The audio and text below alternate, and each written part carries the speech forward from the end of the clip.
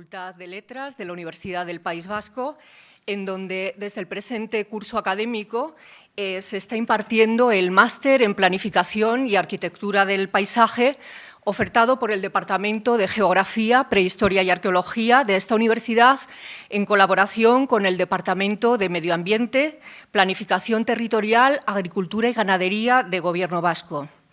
Hoy las puertas del aula se han abierto para acoger no solo al alumnado de dicho máster, sino a la sociedad en su conjunto, en general, con una conferencia en la que se va a abordar un tema, a mi entender, altamente sugerente y de interés general, el paisaje del viñedo.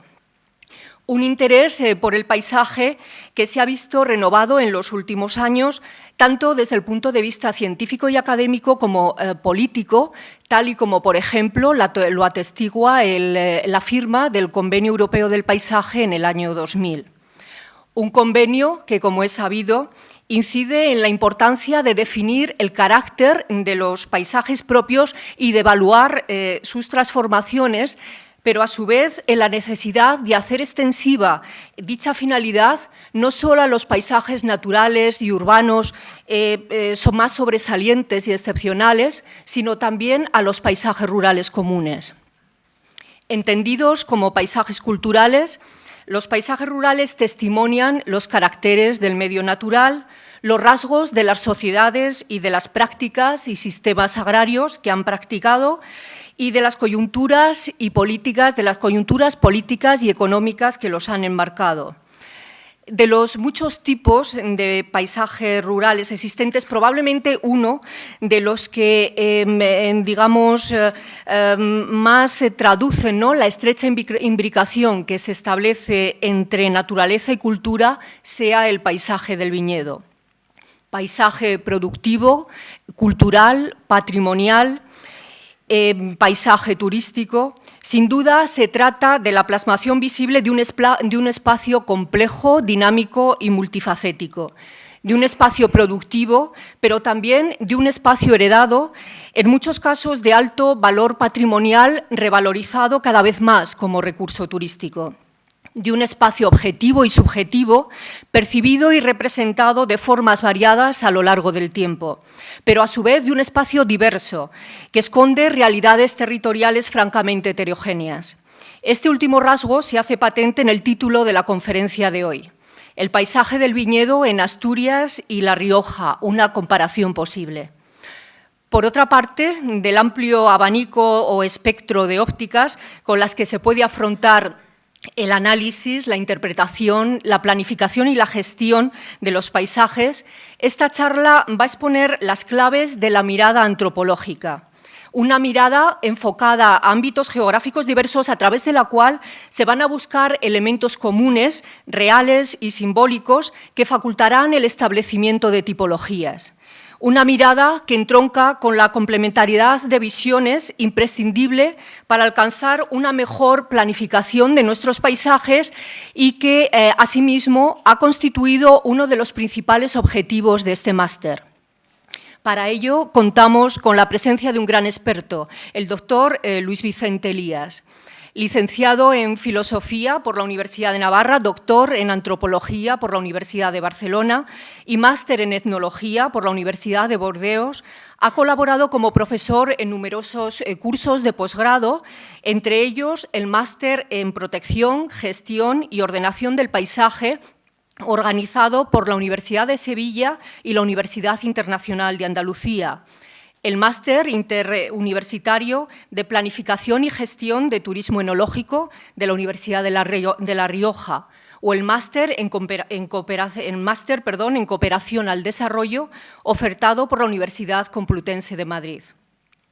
A su dilatada actividad académica se suma un gran bagaje investigador como especialista en patrimonio cultural.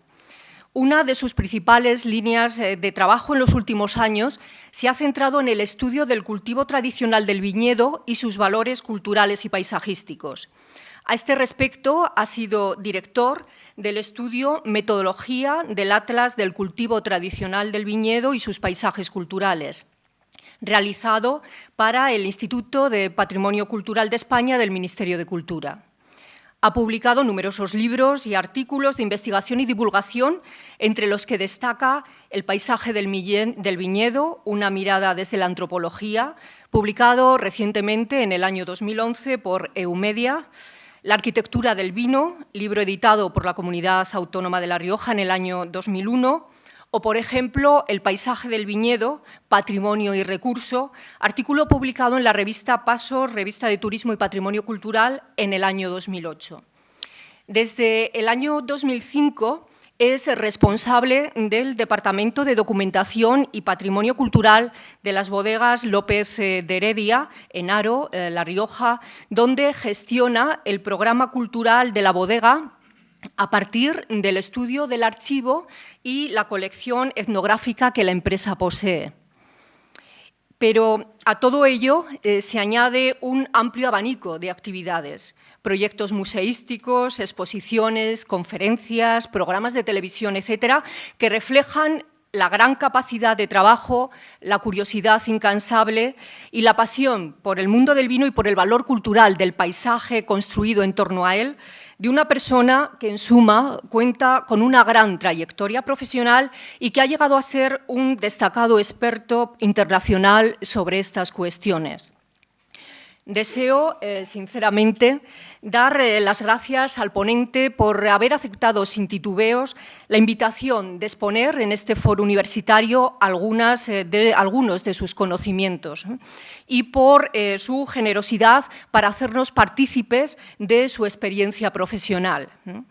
E indudablemente a todos ustedes les doy nuevamente la bienvenida y les animo, les incito a que aprovechen esta oportunidad para plantear todas aquellas preguntas que estimen convenientes, que estimen oportunas, sobre un tema complejo que admite muchas lecturas e interpretaciones, el paisaje del viñedo. Gracias.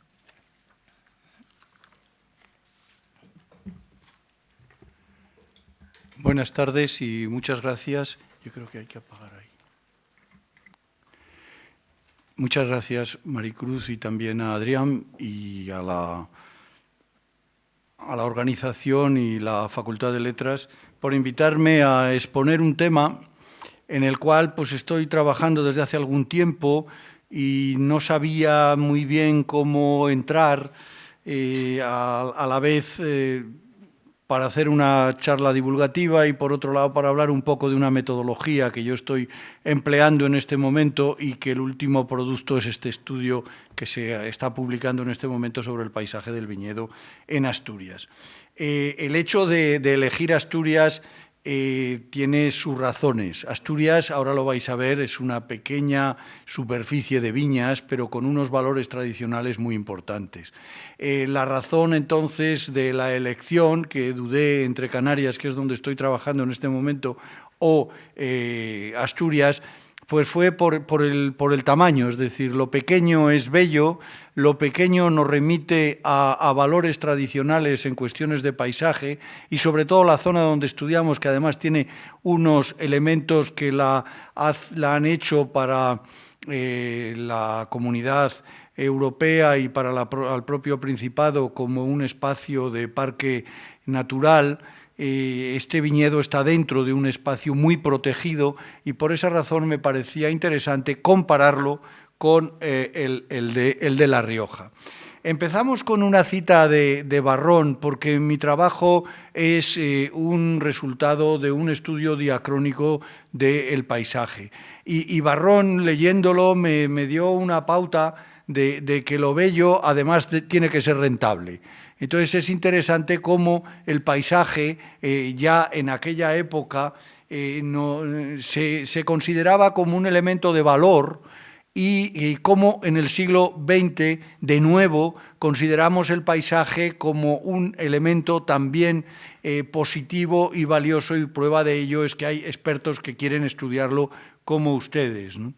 Vamos a hablar de dos paisajes distintos, es decir, el anterior es el paisaje riojano, que probablemente lo conozcan bien, y el siguiente es el paisaje del viñedo asturiano. No tienen prácticamente nada que ver y esa es la razón, el establecer una metodología que pueda estudiar dos territorios completamente distintos con las herramientas metodológicas similares. Luego he encontrado un juego que es el de la visita de jovellanos a La Rioja y a su tierra asturiana, que también nos da un nexo de unión, porque en los dos casos hace una descripción de ambos viñedos. Entonces, que sepan que un escritor ilustrado ya en esa época comienza a describir paisajes de viñedo de esta área. Nosotros a lo que nos vamos a remitir es a este pequeño espacio en el suroeste asturiano, donde en la actualidad hay 130 hectáreas y como mucho detectadas en el catastro del Marqués de la Ensenada vamos a encontrar 200, pero con una singularidad extraordinaria que nos va a contrastar con esas 63.000 de nuestra denominación de origen común entre navarros, alaveses y riojanos, ¿no? Entonces nos encontramos ya con una distancia tremenda en cuanto a superficie.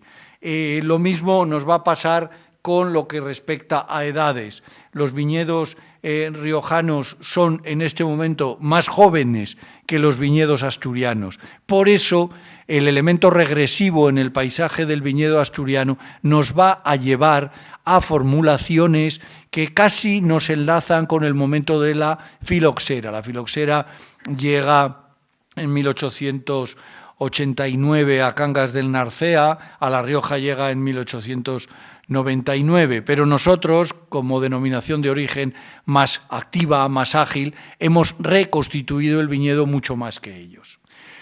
Bueno, ¿qué une a estos dos territorios? Para mí, la metodología que hemos empleado. Hemos empleado una metodología común en las dos áreas y esa metodología se basa en un análisis primero de la bibliografía existente, no solo de lo que hace referencia específicamente a la viticultura, sino que nos vamos a encontrar con libros de viajes, libros, novelas, descripciones, donde el paisaje nos aparece.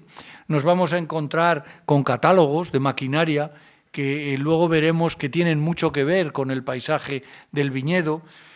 Vamos a estudiar las fotografías, la fotografía aérea, precisamente Álava goza de una fotografía aérea muy antigua que nos ha servido en muchos casos para el trabajo. Los catastros, tanto desde el Marqués de la Ensenada hasta nuestros días, los inventarios, las encuestas como la de Tomás López, todo esto nos va a dar información. Pero no hemos de olvidar que mi formación es la etnografía, yo soy etnógrafo antes que antropólogo, y entonces la encuesta y el trabajo de entrevista es absolutamente fundamental. Y eso acompañado de la segunda parte, que son los recorridos. Los recorridos por el territorio nos van a dar una información total. Las personas de edad nos pueden remitir, en muchos casos, no en esta encuesta, pero sí la que hicimos en los años 70, yo conocía gente que había plantado las primeras viñas injertadas en Rioja Alavesa. En la actualidad no, en la actualidad nuestros informantes pues nos remiten sobre todo a los años 40, a los años 50, pero nos dan una prolongación en el tiempo que realmente nos da esa mirada diacrónica que queremos ofrecer en el estudio del paisaje. Por otro lado, hay que andar. Salir al campo, los geógrafos, los antropólogos, las personas que nos dedicamos a este mundo, tenemos que estar en continuo contacto con el medio que estudiamos. Probablemente el libro de Careri, El andar como práctica estética, nos animara incluso más, ¿no?, a ese recorrido. Ese recorrido que lo que nos manda es pasar sin dejar ninguna huella, pero ir observándolo todo, porque realmente la encuesta no es útil si no tienes el conocimiento básico de la viticultura en este caso. y los que se dediquen a otro tipo de paisaje agrario tendrán que saber de arroz, tendrán que saber de papas o de patatas, como pasa en Canarias, o tendrán que saber del ágave azul tequilana Weber si va a estudiar el tequila, porque realmente necesitas la base del conocimiento para establecer la encuesta. Entonces, no es que el trabajo de andar lo haya descubierto Cavafis, ¿no?, yendo a Ítaca. Desde los peripatéticos, los viajes de Rousseau alrededor de París, viendo los viñedos, muchos otros autores nos han dado las pautas para que la observación sea la base del estudio del paisaje. Observación participante, sin duda, como método antropológico, porque tiene que haber un actor al cual nosotros le consultemos. Esa persona nos va a dar la información. ¿Y qué es lo que vemos paseando? Yo he establecido una metodología que es la visión por capas para poder mostrar cómo yo entiendo el paisaje. Para mí el paisaje del viñedo es esencialmente trabajo. Y lo voy a demostrar porque realmente con la actividad laboral el agricultor en los últimos 300 años ha modificado un paisaje que tenía mucho que ver con los paisajes romanos, pero a partir del siglo XVIII, finales del XVIII, sobre todo con la llegada de nuevas técnicas y, por supuesto, la filoxera en el siglo XIX, ha necesitado de actividades laborales que han modificado radicalmente el paisaje, los trabajos del suelo, la formación horizontal del viñedo, la formación vertical, los elementos materiales, pero también los simbólicos. ¿Y cómo lo vamos a hacer? Bueno, ustedes habrán estado hablando todo el tiempo, y yo voy a insistir, de unidades de paisaje. Nosotros vamos a remitirnos a elementos más próximos. Los que sean aficionados a la fotografía lo entenderán fácilmente. Las unidades de paisaje para mí son visiones de un gran angular y lo que nosotros vamos a ofrecer son paisajes singulares de viñedo como tipologías únicas que reúnen una serie de manifestaciones patrimoniales que son vistas desde un punto de vista micro. Entonces, debemos pasar desde lo grande a lo pequeño a través de todas las capas que nos ofrece la actividad del viñedo. La actividad nos va a ofrecer los aspectos del suelo, el trabajo nos va a ofrecer las situaciones medioambientales, pero también las variedades y también el equipamiento, la ergología. Todo eso lo vamos a ir sumando, incluso los elementos simbólicos, la legislación.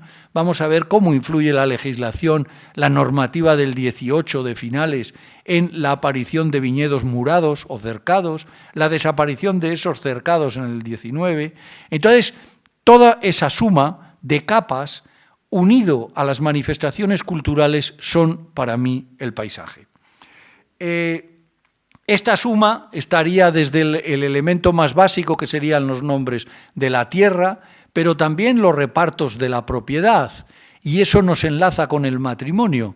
El matrimonio y los sistemas de herencia nos va a dar minifundios en unas zonas, nos va a dar latifundios en otras.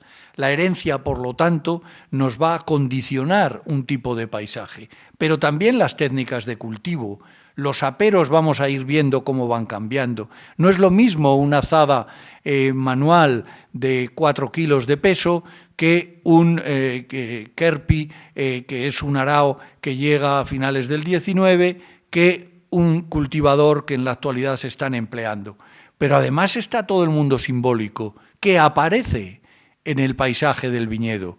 Cuando yo veo un crucero en una intersección de caminos, cuando yo veo un mojón con unas letras escritas, son elementos simbólicos que configuran el paisaje. Todo eso ha tenido una serie de transformaciones motivadas por los aspectos laborales que conlleva la mecanización. Eso es evidente y lo vamos a demostrar. Pero además vamos a ir encontrando más cosas. Vamos a encontrar la arquitectura, vamos a encontrar los las terrazas, vamos a encontrar los socalcos, vamos a encontrar los bancales. Todo eso es lo que nos va a dar el paisaje que nosotros llamamos paisaje singular del viñedo. La base de las tipologías va a ser el territorio. Los territorios han cambiado. Si nosotros utilizamos algún plano del siglo XVIII, de dónde estaban los viñedos en la Rioja Alavesa, y lo comparamos con el SICPAC del Ministerio de Agricultura actual, nos llevaríamos una sorpresa tremenda. La misma que nos llevamos si viajamos a Asturias y seguimos viendo que los viñedos están en las laderas, que en las partes medias están los pastizales y que en las bajas están las huertas. Luego, entonces, ha habido muchas series de razones que han modificado el territorio y a su vez han desconfigurado el paisaje como algo que cambia y se transforma. No tienen ustedes más que ver la potencia que tiene un Caterpillar en este momento, que en un día deshace bancales y terrenos aterrazados que antes le costaría a un señor con un azadón y una burrita casi toda su vida laboral, ¿no? Luego entonces el territorio ha ido cambiando por todas esas razones, ¿no? Por la tecnología, por las razones económicas, hoy por el cambio climático, curiosamente los viñedos están subiendo de altitud, y finalmente por moda. Tanto el mundo del vino como otros muchos viven de la moda. Quizás el vino vive más todavía, ¿no? Entonces, ¿qué es lo que nosotros vamos a hacer? Si podríamos partir de un concepto que son los iconemas, que serían los elementos más aislados del paisaje, que sería una planta, que sería una cepa, pero eso unido a otros elementos adyacentes nos van a dar los elementos del paisaje. Y entonces nos encontraríamos con una formación paisajística. Sería un viñedo. Pero claro, si le vamos añadiendo, si a ese pequeño teleobjetivo le vamos abriendo el campo, nos vamos a ir dando cuenta que encontramos estructuras más amplias y ya los paisajistas, los geógrafos, a partir de la escuela francesa empiezan a hablar de unidades de paisaje. Pero a nosotros no nos vale desde el punto de vista de la antropología y volvemos a el paisaje singular como un elemento micro de nuevo. Esa es la idea que yo quiero transmitir. Cómo, utilizando los sistemas de los atlas de paisaje franceses, que empiezan, bueno, los italianos con el iconema, Turri concretamente, pero los franceses empiezan con elementos, estructuras, unidades. Nosotros, antes que el elemento, tenemos que encontrar un conjunto identitario que nos dé una serie de manifestaciones que nos sirvan para clasificarlo como paisaje singular, en este caso del viñedo. Cuando yo hablo con colegas que trabajan concretamente el tema del tequila, que desde que fue hecho, declarado Patrimonio de la Humanidad en la zona de Guadalajara, en Jalisco, trabajan, yo les he intentado convencer de que tienen que abandonar el concepto de unidad de paisaje para llegar al concepto de tipología de paisaje singular del ágave, para poder meter manifestaciones concretas, pozos de fermentación, ritos, actividad humana, todo eso en el concepto de unidad de paisaje se nos escapa. Entonces, lo que observamos, efectivamente, son unidades. Es decir, cuando estamos en la Jeria, vemos todo esto, y estos son 200 kilómetros cuadrados. O cuando nos vamos a Borgoña, pues vemos toda esta superficie, y son efectivamente unidades de paisaje. O cuando nos vamos a Piñao, que es otro de los lugares que recomiendo como paisaje patrimonio, pues vemos todo esto. Pero, ¿qué nos interesa?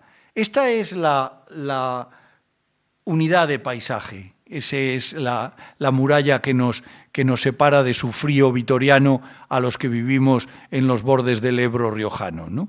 Entonces, eso es una unidad de paisaje, es una visión macro. Si nos pasamos a la visión micro, encontraremos la choza, encontraremos la cabaña, encontraremos el reloj de la iglesia, que es un reloj solar, pero que desde el enfrente veían la hora del día a través de una peña que hay en la parte superior y que da a Salinillas de Buradón y que está por ahí. Entonces, la visión micro nos va a dar los elementos patrimoniales que, partiendo de estos elementos singulares que son los iconemas de Turri, podemos llegar no a estas singularidades que estarían más en la arquitectura del viñedo que en el paisaje singular, sino a ese paisaje singular que va a incorporar estos elementos singulares a otros, y por esa técnica casi de Photoshop, por capas, nos va a dar la unidad del paisaje singular. Por lo tanto, lo que vamos a estudiar son paisajes agrarios, y otra cosa que hay que insistir es que estamos estudiando paisajes cotidianos. Parece como que el paisaje tiene que ser algo extraordinario. El paisaje no es nada extraordinario, es lo que uno ve cada día, como dice el Convenio Europeo, es lo que los habitantes de una región disfrutan. Entonces no tenemos que magnificarlo, porque realmente es lo más próximo. Lo que sí tenemos que hacer es estudiarlo con una metodología precisa.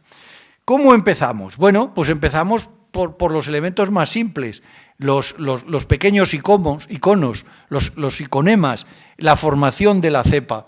La formación de la cepa, si cogemos un manual del 19, pues vemos que ahí está en línea, que ahí está en marco real, que ahí está en tres bolillo, que antes estuvo a manta. ¿Y qué tiene que ver eso con el paisaje? Pues muchísimo, porque los viñedos a manta no estaban alineados.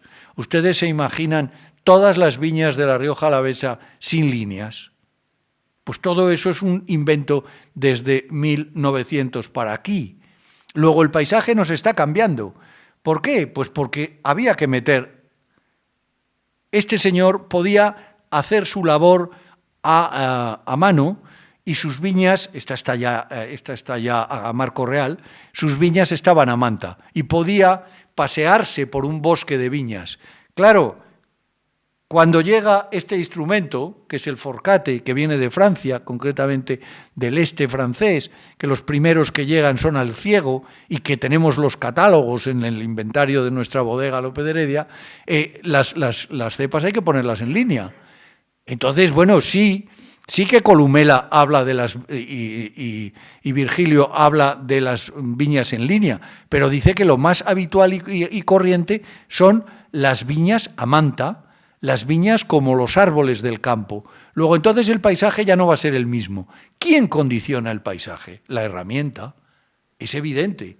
Es decir, esta herramienta nos ha condicionado absolutamente la posición en renques, en líneas, en liños, en toda una terminología variadísima en toda España que encontramos en ese atlas del cultivo del viñedo que estamos realizando.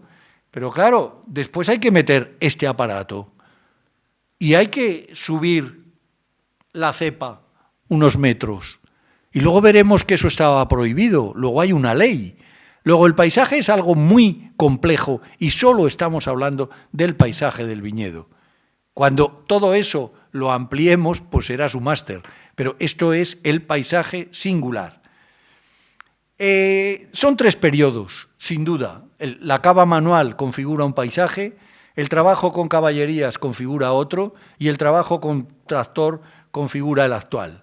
El actual que por ahora no se va a mover, porque el invento más grande que tenemos es la máquina de vendimiar, la vendimiadora. Ya hemos llegado al marco máximo mundial. ¿Y qué hemos hecho? Acabar con las singularidades patrimoniales que son las que nosotros estamos buscando como resquicios, restos arqueológicos en muchas zonas. Estamos hablando de paisajes del recuerdo. El paisaje, por lo tanto, es la intervención sobre el territorio del viticultor. Cuando estaba leyendo el catastro del Marqués de la Ensenada, en la aldea de la Viña, pegando ya al límite del Parque Natural del Alto Narcea, dice que hay 3 lugares dedicados al viñedo. Entonces yo me fui a la viña y me encontré esto, pero luego me busqué en las fotos del 52 y encontré las parcelas. Eso es el trabajo, pero un trabajo que se abandona en el 18 y en cambio en el 20 sigue aquí en el 72 y fíjense cómo en la actualidad sigue. Luego, el trabajo del viticultor ha dejado una huella, en este caso de singularidad reducida, no es una unidad de paisaje, no es una estructura, no es un elemento, es un paisaje singular que en este caso es un viñedo abandonado, pero que nos ha generado una población que se llama La Viña, con sus lagares, sus prensas, y todo eso se olvida en el 18, pero nos queda permanente.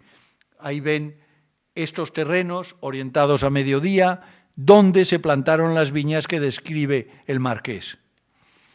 La densidad, otro elemento que nos ha cambiado cuando describen autores medievales de las 100.000 cepas por hectárea, y que lo vemos en las representaciones artísticas, ¿no?, que están a 20 centímetros las cepas puestas unas de otros, a las 1.500 o a las 250 que encontramos en la Jeria, entonces nos va a dar unos paisajes completamente distintos, pero los tendremos que analizar con una visión micro, no con una visión de las unidades de paisaje. Cuando se habla del nuevo paisaje del viñedo y hablas con los agricultores y les preguntas, bueno, ¿y esto de la espaldera? No, esto ha sido de toda la vida. Toda la vida. No, señor. La espaldera se empieza a configurar a partir de mediados del 19, cuando Messier Richier en Loudon, ahí en el Pomegol, descubren el alambre. Dice que eres más viejo que el alambre, ¿no? Pues el alambre no es nada vieja. Anteriormente eran viñedos enlatados, eran viñedos con sirgas de cuerda o eran viñedos con latas de caña, ¿no? Bueno, pues la aparición de un útil como este, que es el alambre, nos va a desconfigurar absolutamente el paisaje anterior, y en la actualidad el mundo del viñedo es la espaldera. El clima, la humedad, la temperatura nos van a generar tipologías de paisajes diferentes. No es lo mismo las viñas en parral, de que estábamos hablando anteriormente de los chacolís, o las viñas en parral que vamos a ver ahora en Asturias, que las viñas rastreras que aparecen en las zonas cálidas, en las zonas del sur de España, en algunas áreas peruanas y bolivianas, en algunas zonas también de la provincia de León, donde hay esas viñas rastreras de las cuales habla muy constantemente la Biblia. De ahí a los viñedos sobre árbol, tan comunes en Italia y actualmente en Portugal y sobre todo en los viñedos bolivianos, pues tenemos formaciones muy diversas que nos van a dar paisajes muy distintos. Un paisaje de viñedos sobre árboles no tiene nada que ver con un paisaje de viñas rastreras o con unas viñas como las que vamos a ver en la actualidad en Asturias, ¿no? El parral es el elemento asturiano por excelencia y atlántico que nos va a dar unos paisajes muy particulares y que está dentro de lo que serían los elementos de paisaje. No el iconema, que sería la cepa, sino el parral ya es un elemento. El conjunto de esos parrales sería una estructura. El pueblo de Uría sería una unidad de paisaje, todo el valle de Uría. Pero lo que nosotros queremos es centrarnos en un espacio concreto que nos diga, que nos cuente, que nos manifieste cosas, como vamos a ver ahora. Bueno, los viñedos en pendientes, otra característica de las zonas asturianas, son pendientes de hasta 70 grados, Estamos hablando de lugares de vendimia con cuerdas y con pendientes muy como este tipo de... Entonces, la altitud y la pendiente son dos elementos fundamentales en el paisaje del viñedo y es curioso la altitud a la que encontramos viñedos en el mundo. Y eso nos va a dar unos tipos de paisajes distintos, ¿no? Los suizos, muy pretenciosos, dicen que tienen los viñedos más altos de Europa. Los viñedos más altos de Europa están en Granadilla, que es un pueblo de Tenerife, ¿no? Que está a 1.750 metros el viñedo, pero es que está a 3.000 en Salta, en Argentina, o es que está a 700, 800 aquí en Asturias. Entonces la altitud nos va a configurar unas líneas máximas y mínimas dentro de las cuales se va a entender ese paisaje. Nosotros lo que hacemos para mostrar didácticamente y para las publicaciones es establecer estas tipologías que unidas nos van a dar el paisaje singular del viñedo. Estas tipologías pues nos reflejan la pendiente, nos reflejan la diferencia entre un paisaje riojano y un paisaje asturiano, ¿no? La actividad es la misma, la metodología que hemos empleado es la misma, pero aquí la pendiente, la altitud, la variedad, el tipo de formación son distintos.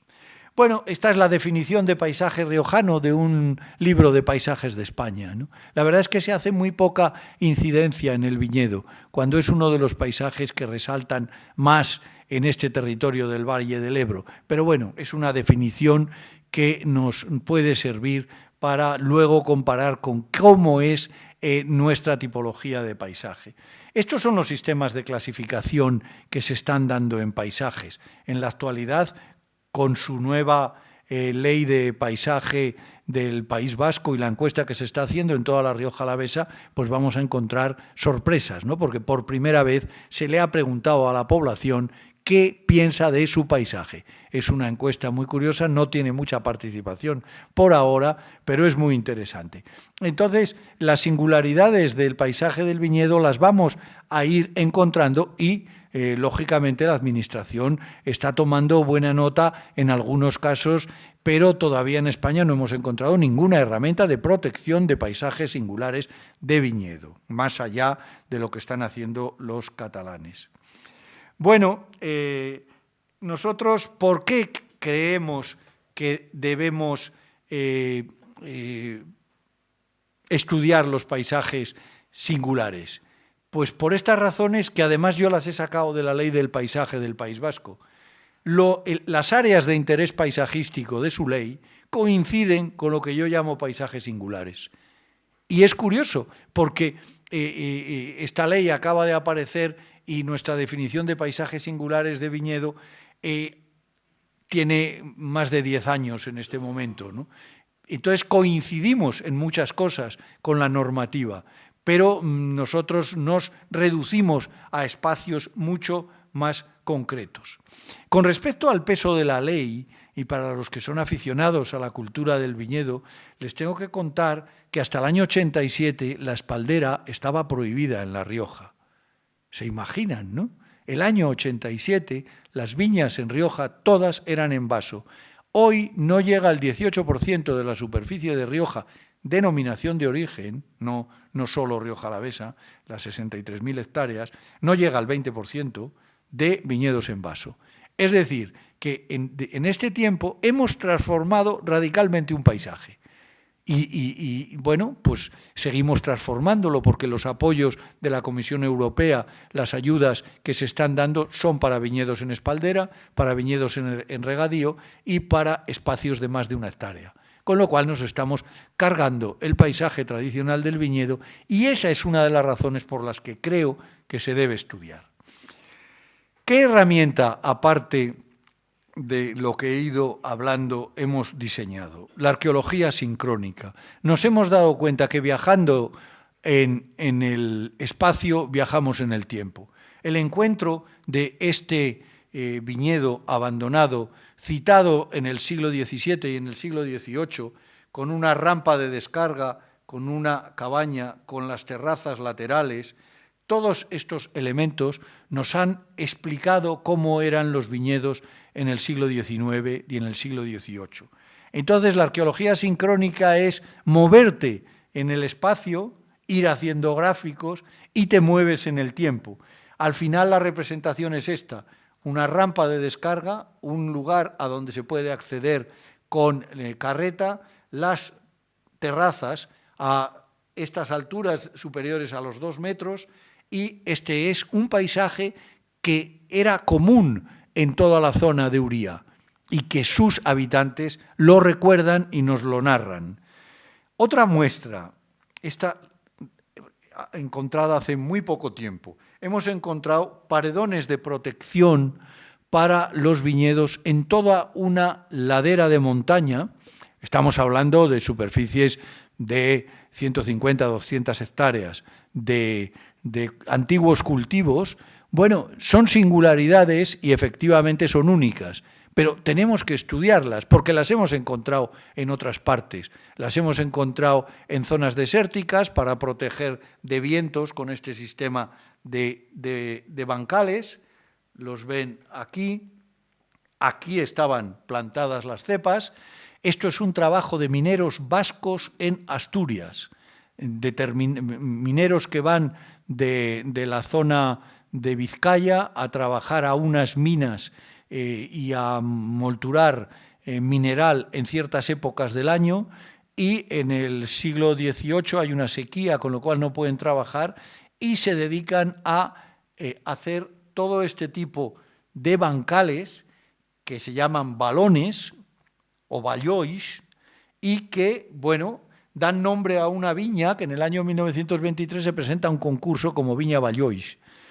Otro elemento singularísimo son los hoyos de protección de cepas, que hay toda una ladera del monte llena de este tipo de hoyos, que hoy están llenos de pinos, y que son también trabajo de mineros. No es para nada representativo, pero sí que es un elemento regresivo que hemos encontrado en otras partes del mundo.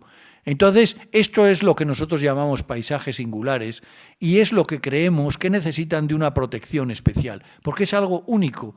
No hay en otros lugares de Asturias ni del mundo este tipo de elementos, sí que singularidades para poderlos comparar y referenciar. Es como la Jeria. Dices, bueno, la Jeria es única. Bueno, es única, pero en las laderas volcánicas peruanas está lleno de hoyos como los de la Jeria. Entonces, que lo que hay que hacer es viajar y ver que hay elementos muy semejantes de resolución de problemas laborales con técnicas muy similares. Y están a muchos años de distancia y a muchos kilómetros. Entonces, ¿con qué herramientas? Bueno, pues la fotografía aérea que hemos podido utilizar nos ha ido sirviendo. A partir de las fotos aéreas, estas son de los primeros vuelos, del 48-50. A partir de ahí llegamos, ustedes pueden ver cómo ha ido evolucionando, ¿no? Todo este conjunto ha pasado a ser esto. Solo quedan restos de viñedo, pero nos quedan las casetas, nos queda el palomar, nos quedan los antiguos caminos, y bueno, nosotros lo que hacemos es una grafía que nos refleja ese paisaje singular y que luego constituye un fichero de paisajes singulares de viñedo, como el que hace un inventario arqueológico, etnográfico o de materiales muebles o inmuebles, ¿no? Bueno, los restos de terrazas en todas las zonas asturianas, ¿no?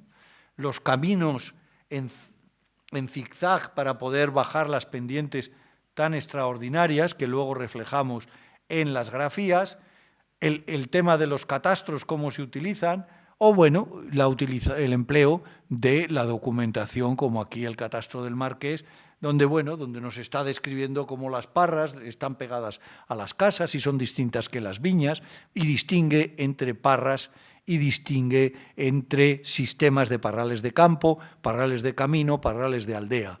Luego, toda esa documentación está sumada para poder delimitar un paisaje singular. Entonces, lo que hacemos es una cierta arqueología. Estamos excavando, como este monasterio que sale en La Bastida, y que nos va a decir cómo era esa construcción y al lado cómo era ese viñedo. La arqueología, bueno, pues nos remite a piezas, ¿no? Nosotros las vamos encontrando y decimos, bueno, pero ¿cómo puede haber esto aquí si ya no hay viñas? Bueno, pues es una referencia de un peso de una de las prensas de viga asturianas, ¿no? Bueno, aquí se distingue en la viña más alta asturiana, que no llega a los 900 metros, lo que es una viña a manta, que es de los años 10, y lo que es una viña en espaldera. Entonces, estamos viendo dos paisajes completamente distintos. ¿Qué hacemos? Bueno, pues estudiamos estas tipologías, que son elementos simplemente plásticos para ir mostrando. Y nos aparecen los parrales, tan habituales en toda la cornisa cantábrica, llegan a Portugal, de Portugal pasan a Madeira, de Madeira pasan a Canarias, y de Canarias van a Perú, y de Perú recorren toda la cordillera y llegan prácticamente al sur de Chile y a la Patagonia argentina. Entonces, estos parrales son la singularidad del viñedo, que también los vamos a encontrar en el País Vasco. Estos parrales de camino los tienen ustedes en Urdaibai, y ahora se acaban de reproducir algunos de estos caminos con viñedo al lado del centro de interpretación, porque era muy singular. Humboldt los describe cuando viene a recorrer la cornisa cantábrica, y dice que sujetaban las parras con huesos de ballena. Una cosa singularísima, ¿no? Estos son los parrales de aldea, que recorren todas las aldeas en las que quedan. Luego veremos la cartografía. Luego son los parrales domésticos, parrales en la propia viña, pegados a la casa, pegados a la cabaña. Los parrales, bueno, los vamos clasificando. Estos son elementos singulares.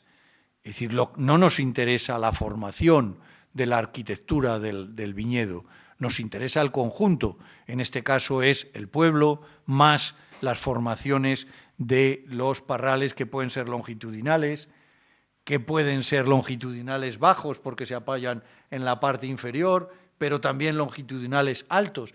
Claro, ustedes dirán, bueno, esto es casi una clasificación vitícola. No es una clasificación vitícola solamente. Es decir, aquí estamos estudiando los sistemas de soporte, estamos estudiando el sistema de propiedad, porque este camino es comunal. Entonces, hay muchos más elementos que los que exclusivamente estudia Carbonneau, por ejemplo, en su libro sobre arquitectura del viñedo. Nosotros no estudiamos elementos vitícolas, estudiamos conjuntos culturales en los que la viña es una de las manifestaciones y su eje central. El paisaje a lo largo de los caminos, este parral longitudinal correspondía a otro lateral y daba el famoso recorrido de los parrales de camino, tan bien descritos en el siglo XIX asturiano, ¿no? Bueno, esta es la representación de la tipología para entenderla. Los parrales bajos, que aparecen por todo el norte de la península, este tipo de parrales. Las viñas rastreras, que siempre aparecen en algunas zonas y que son, bueno, muy repetidas en otras partes de la península, ¿no? Estas son en invierno, con el apoyo de horquillas, que luego esas horquillas se quitan después de la poda y se vuelve a levantar la viña. Sobre piedras, los viñedos perimetrales, tan habituales en las zonas de cultivo y las zonas de pastizal, como en el norte del País Vasco, en la zona de Guetaria, en las zonas vizcaínas de viñedo, donde la zona de pastos está rodeada perimetralmente por las viñas. Esta es la representación gráfica y, bueno, esta es una zona asturiana con un claro elemento perimetral en Sena. Las viñas con cobertura vegetal, muy interesante, porque claro, cuando vemos todo un paisaje que es amarillo todo el año, decimos, bueno, ¿y aquí qué ocurre? ¿Cómo es esto? Bueno, pues lo que ocurre es que toda la superficie está cubierta de hierbas. Cuando terminan de segar el prado, llenan toda una superficie, entonces la ves desde arriba y dices, bueno, ¿qué pasa en aquel viñedo que es amarillo? Bueno, en todas las épocas del año. Para evitar el trabajo en la viña, una viña de una composición de suelo muy, muy pedregosa, se cubre con este tipo de coberturas vegetales, ¿no? La presencia de caminos, es interesantísimo todo lo que son los caminos diagonales para evitar las pendientes entre los viñedos asturianos, que luego los vamos a encontrar, bueno, pues en la actualidad y en nuestra representación gráfica.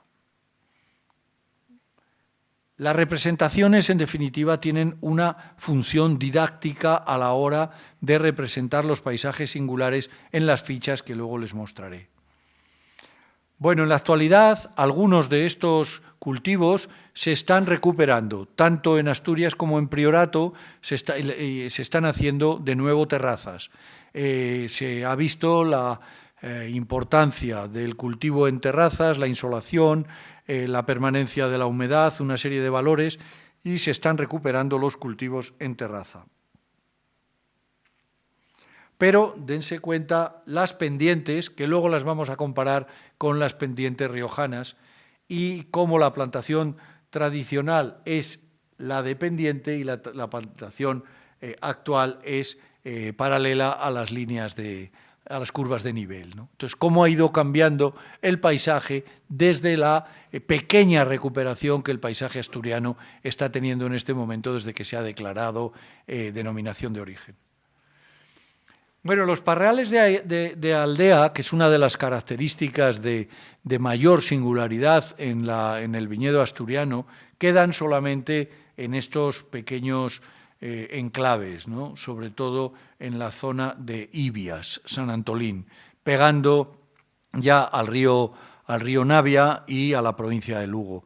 Son los paisajes más singulares porque son los pueblos cubiertos totalmente de parrales de aldea.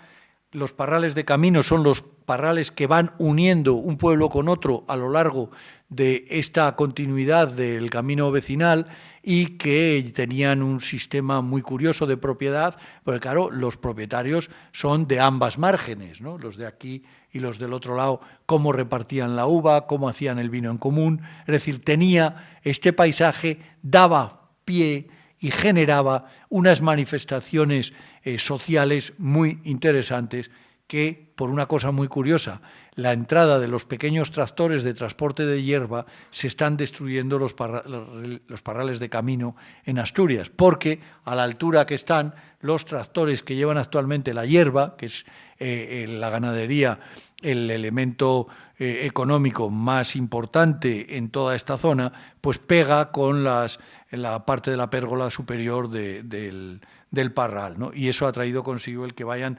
desapareciendo. Pero así era la representación, ¿no? Con las latas de castaño y con cantidades que llegaban a producir una sola parra más de 250 kilogramos, ¿no? Bueno, estas son las de Urdaibai, que son muy similares a las que se encuentran en las zonas asturianas. Estos son paisajes de camino y que, bueno, hemos encontrado longitudes de hasta 2 kilómetros, 2,5 kilómetros, donde hoy en la actualidad lo único que queda es un esqueleto de soportes verticales y de latas horizontales que anteriormente soportaban todo este conjunto, ¿no? Este parral de camino, que era muy interesante, ¿no? Sobre el río Navia y que va hasta Sena y ha ido desapareciendo, en la actualidad no queda más que uno de los laterales, ¿no?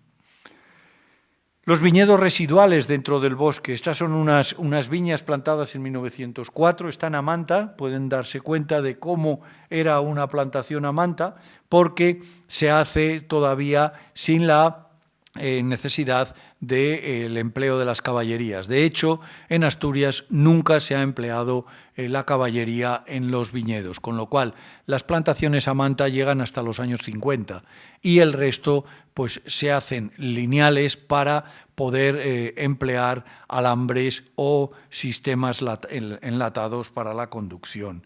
Entonces esto nos genera un paisaje que se va a ir cubriendo de bosque, esto está dentro del parque natural y que en muy poco tiempo va a desaparecer como paisaje. Otro elemento característico del viñedo asturiano que no encontraremos en Rioja es los policultivos. El viñedo en policultivo, que es muy común en otras partes de España y sobre todo en Canarias con la utilización del terreno para las papas, nos va a dar todo tipo de plantaciones al lado de la viña, ¿no? Entonces encontramos el viñedo como si fuera una hortaliza, como si fuera una patata, como si fuera un maíz en el mismo conjunto, ¿no? Este es el ejemplo gráfico del policultivo. En el listado de tipologías hemos hecho estas que corresponden cada una de ellas a esos fichas de paisaje y que de alguna manera nos reflejan aquellos elementos más singulares del paisaje de viñedo asturiano. Bueno, hay otro elemento que nos une, ¿no?, a Asturias con La Rioja, que son las bodegas que hay a la salida de los pueblos, los barrios de bodega, ¿no? Estos, en los pueblos asturianos, a la salida encontramos los barrios de bodega, como este que tenemos aquí, de Puenticiella, que por la parte de atrás, en el pasado, se unían con las propias viñas y hoy han sido ocupadas por la urbanización. Y estas son las bodegas que van quedando, ¿no?, en algunos pueblos, como las Escolinas, y estas serían las nuestras, ¿no? Este es Villabuena, con su barrio de bodegas, con la misma función que se puede desarrollar, con distinta prensa, porque allí nos encontramos con la prensa de viga y aquí nos encontramos con las prensas de dos usos. Entonces, hay singularidades dentro de esa complejidad que es el mundo de la cultura del vino. Estos son antiguas bodegas con sus ventanas de descarga y el viñedo simbólico, para terminar el tema asturiano. Bueno, pues como en nuestra tierra, en Asturias, la viña está protegida, la viña está consagrada, la viña está representada en los lugares de devoción, las ermitas rodeadas de parrales. Ese valor simbólico que tiene el viñedo, en el que se van a desarrollar manifestaciones religiosas, donde se van a realizar manifestaciones de pertenencia de territorio, de dominios, de división de propiedades, todos esos elementos simbólicos se nos dan en ambos territorios, ¿no? Bueno, en la representación hay un estudio magnífico sobre las variedades de los viñedos asturianos a partir de sus retablos, ¿no? Este es el monasterio de San Juan en Cangas y, bueno, que se está haciendo un parador nacional y esta es la iglesia, ¿no? Pero, bueno, ahí encontramos las variedades blancas, las variedades tintas, que las vemos representadas en un elemento tan simbólico como puede ser las columnas de los retablos, ¿no? O también San Juan en un retablo en Ibias, ¿no?, otra zona de producción. Y estas son tintas con variedades muy, muy singulares, ¿no?, como el carrasquín, el verdejo tinto. Bueno, hay toda un conjunto de variedades singulares de esa zona que se recuperan a partir de una pequeña experiencia de injertos que se hace en 1910 en la zona, ¿no? Bueno, todo esto nos remite al pasado. ¿Por qué? Pues porque los datos etnográficos tienen una validez temporal muy larga. Hay personas que nos hablan del uso de una herramienta y estamos hablando de herramientas medievales. Hay pastores que nos enseñan una piedra del Rayo y resulta que es una hacha neolítica. Entonces, la validez del dato etnográfico es realmente muy, muy, muy prolongada. Por eso, en muchos casos, estamos estudiando territorios regresivos. Ahora que vamos a hablar del paisaje en La Rioja, nos vamos a transportar al viñedo mucho más actual, mucho más moderno, mucho más del futuro y muy diferente, por cierto. El paisaje es transformación. Aquí encontramos una manifestación muy curiosa, que es la aparición de la necesidad de agua en los cultivos de viñedo, que viene con la llegada de la enfermedad del hongo del mildiu. El mildiu necesita de agua para disolver el sulfato de cobre y entonces tienen que aparecer alrededor de las cabañas este tipo de chozas o las famosas pozas o pilas que hay tantas en la Rioja Alavesa, ¿no? Es una necesidad la que nos va a transformar el paisaje. Esa necesidad de agua hoy la tenemos con un depósito de Uralita y un tejado, ¿no? Entonces ahí con eso cumplimos. En otros lugares vamos a encontrar chozas con sus depósitos internos, va a haber necesidades solventadas con transformaciones paisajísticas. Estas son las fichas de paisajes singulares de viñedo, hemos hecho 26 y bueno, estas son las fichas, ¿no? En cada zona la hemos localizado con sus enclaves cartográficos, con bueno, sus valores, sus tipologías, sus fotografías, y esto es lo que constituye el libro este de El paisaje del viñedo en Cangas de Narcea. Estas son las diferentes paisajes singulares de cada región, y ahora nos venimos a nuestro territorio para terminar, ¿no? Y ya nos encontramos con un paisaje completamente diferente, ¿no? Que además Iberdrola se encarga de adornarnos convenientemente cada 350 metros.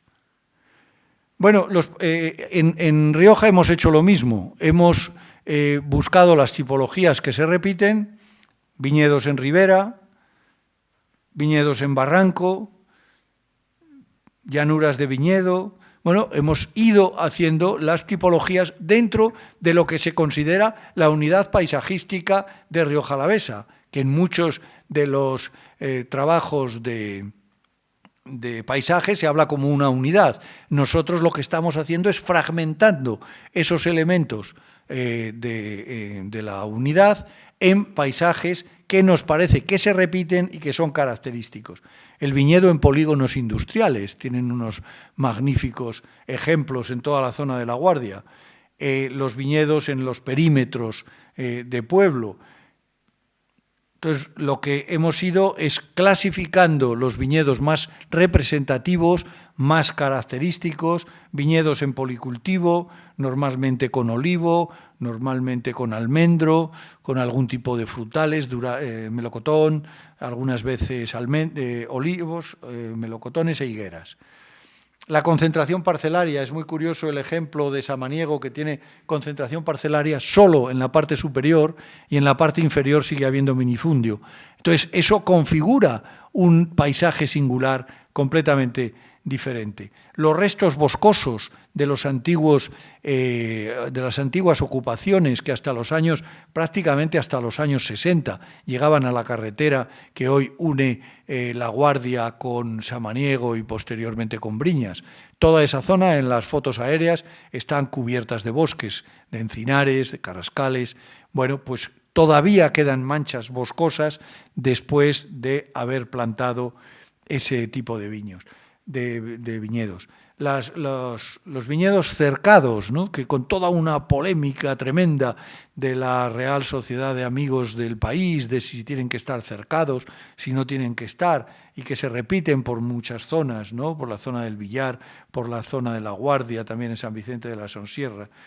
Luego los viñedos en límite superior. En la actualidad el límite superior de la sierra va subiendo la altitud de la viña con la posibilidad de la plantación de variedades blancas que necesitan mayor frescor. Bueno, pues vemos cómo va subiendo cada nueva plantación a esas laderas que anteriormente eran boscosas. Bueno, pues para terminar, ver que en el paisaje no solo hay la actividad de la viña, está la actividad constructiva, está la actividad simbólica, hay todo un conjunto de manifestaciones que nos van a representar una cultura, un elemento patrimonial. Es decir, para nosotros el paisaje es un elemento patrimonial más y hay que analizarlo con las herramientas antropológicas de cualquier valor cultural. Es decir, cuando hemos estudiado la transhumancia nos hemos dedicado a estudiar, a hacer encuestas con ganaderos, con pastores, con transportistas, con esquiladores. Con el viñedo nos va a pasar igual. Tenemos que hacer nuestras encuestas con cultivadores, nuestras encuestas con constructores, con los párrocos, con las personas devotas por sus novenarios. Es decir, estamos ante toda una manifestación cultural que nos genera un paisaje que además es recurso, el último punto que quería insistir. La afluencia de turistas del vino a La Rioja supera las 600.000 personas al año y la mayor concentración es en los meses de septiembre y octubre. Estamos ante el valor del paisaje como recurso turístico, en este caso por las manifestaciones estéticas que nos va a dar la planta. Pero no debemos olvidar que dentro de lo que es el turismo del vino en este momento, la visita a la bodega ocupa prácticamente el 75% de las apetencias de los viajeros, pero empieza a haber un 10, un 15% de personas que están interesadas en conocer el paisaje. El hecho de la declaración de paisajes Patrimonio de la Humanidad por parte de la UNESCO, que por cierto en España no hay ningún paisaje de viñedo de este tipo, o la declaración del convenio, la firma del convenio europeo, la preocupación medioambiental, muchas razones hacen que en este momento el paisaje del viñedo sea también una demanda de constituirse como recurso, ¿no? Y una petición de los viajeros de conocer el viñedo en sus diversas manifestaciones. Como digo, octubre y noviembre son las épocas en las que vamos a encontrar mayor número de visitantes a viñedos. Bueno, para concluir, decir que el viñedo, como dice en la obra de Hugo de San Víctor, ¿no? La palabra página hace referencia a las líneas de los cultivos de la vid. Entonces, el viñedo es un libro abierto. Hay que estudiarlo, hay que analizarlo, hay que considerarlo como un valor patrimonial por un lado, pero como un recurso hacia el futuro por otro. Entonces, si se sabe leer en el viñedo, vamos a encontrar unos paisajes con un valor histórico. No hay que olvidar que la ruptura paisajística de la filoxera es fundamental. Nosotros tenemos un estudio hecho de una viña entera, de cómo cambió con la nueva replantación posterior a 1913, pero sigue siendo un libro abierto en la medida en que encontramos paisajes regresivos que nos cuentan manifestaciones previas y anteriores a la filoxera. Pues nada más y muchísimas gracias.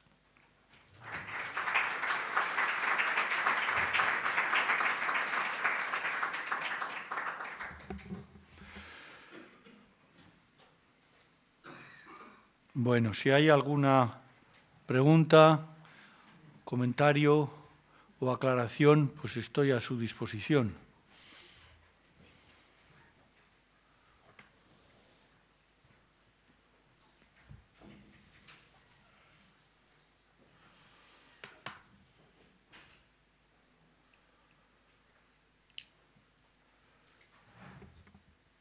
Una pregunta, dígame.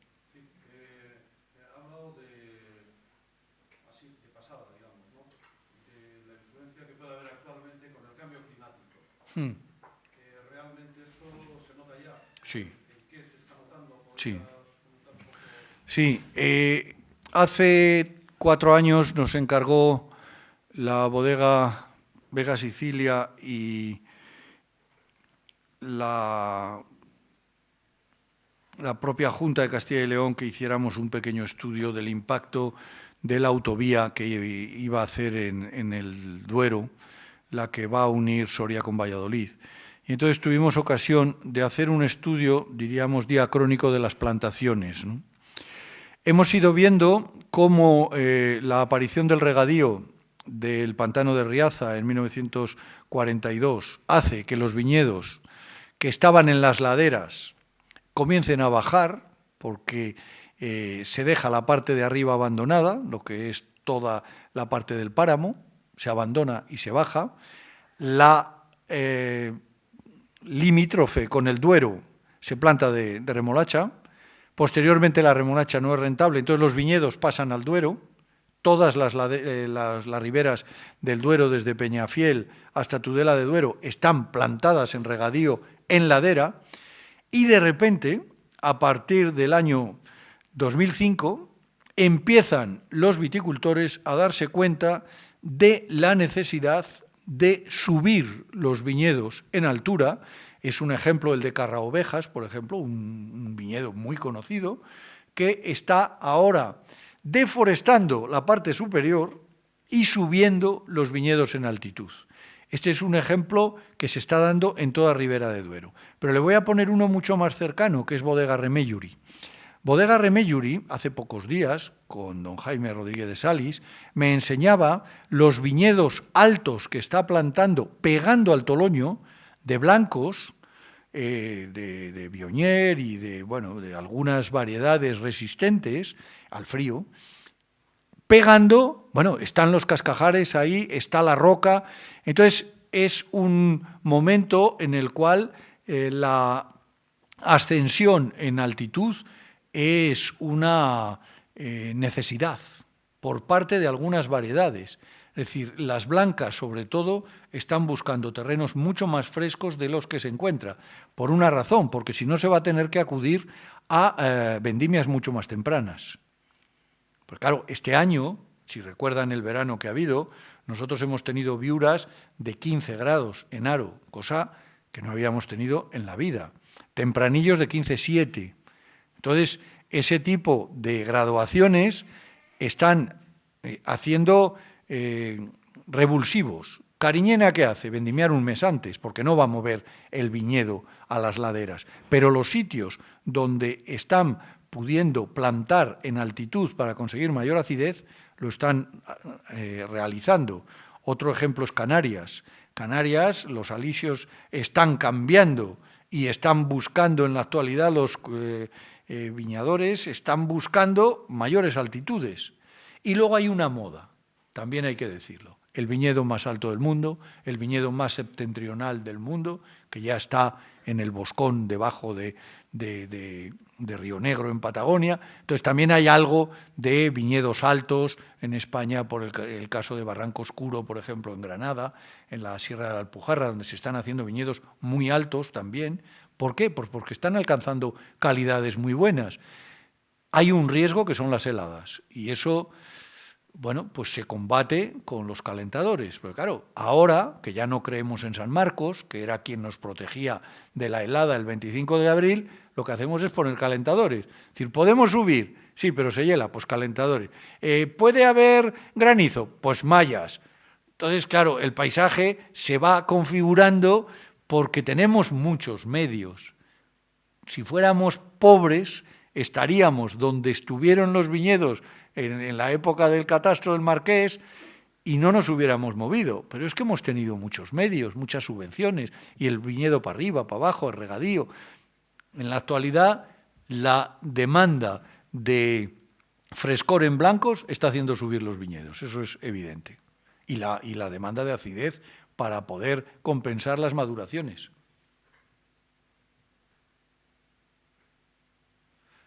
Bueno, pues yo no quiero entretenerles más, si no hay ninguna pregunta.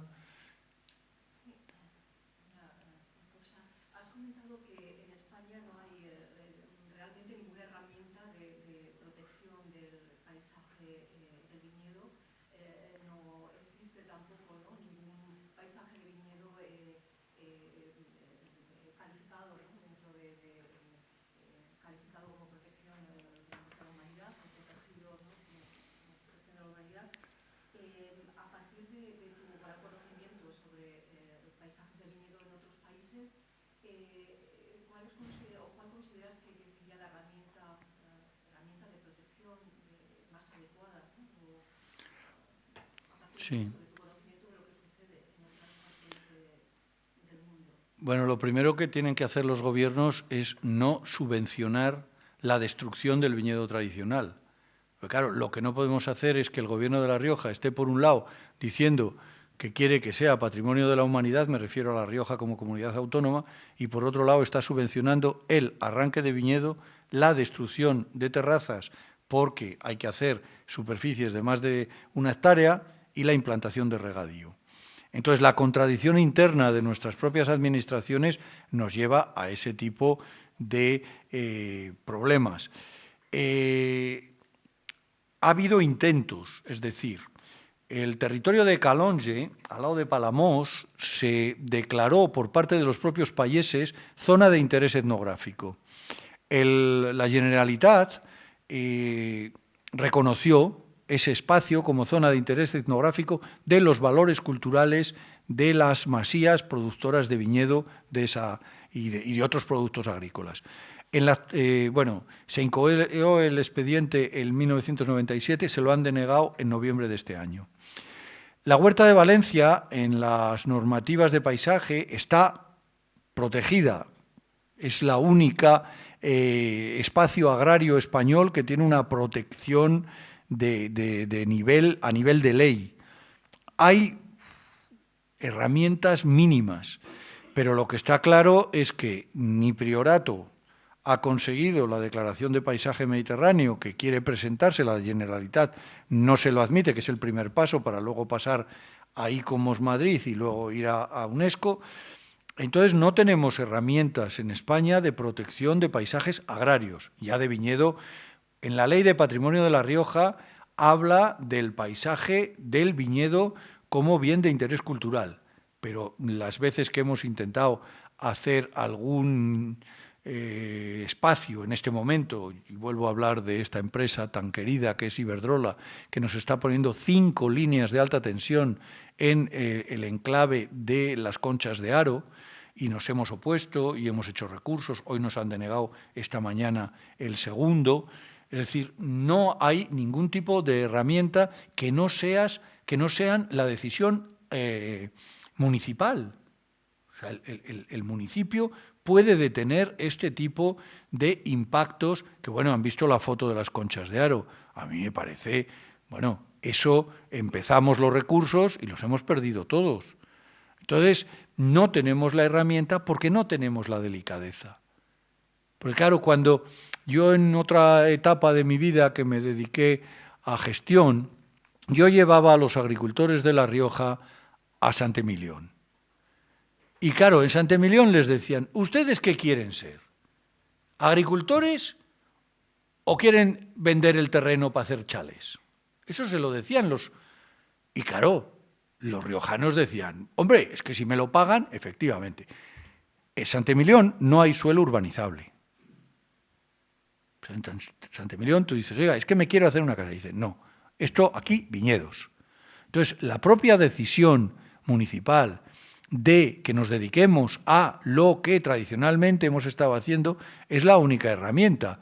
La campaña que está haciendo en este momento Champaña para ser declarada Patrimonio de la Humanidad y la participación ciudadana con los muros pintados.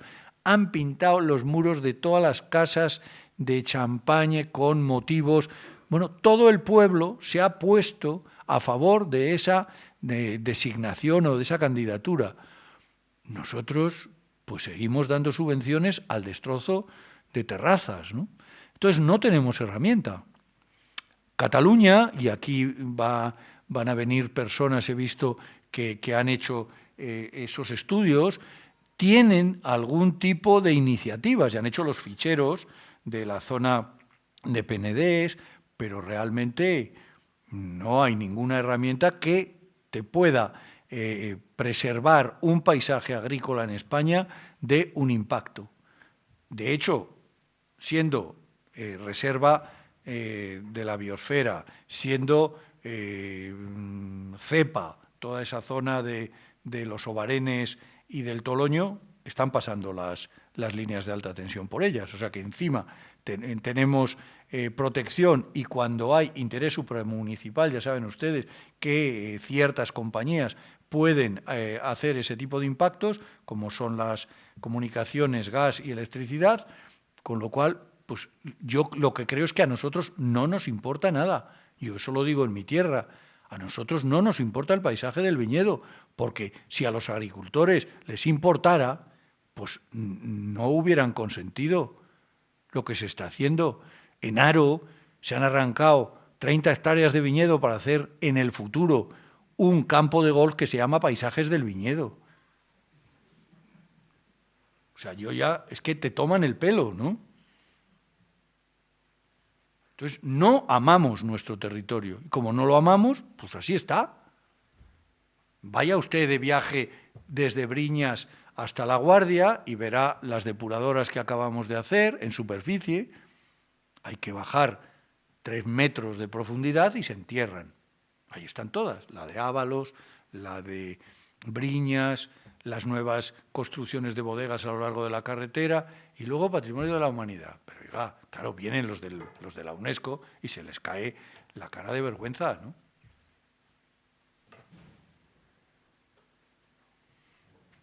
Bueno, pues nada más y muchas gracias.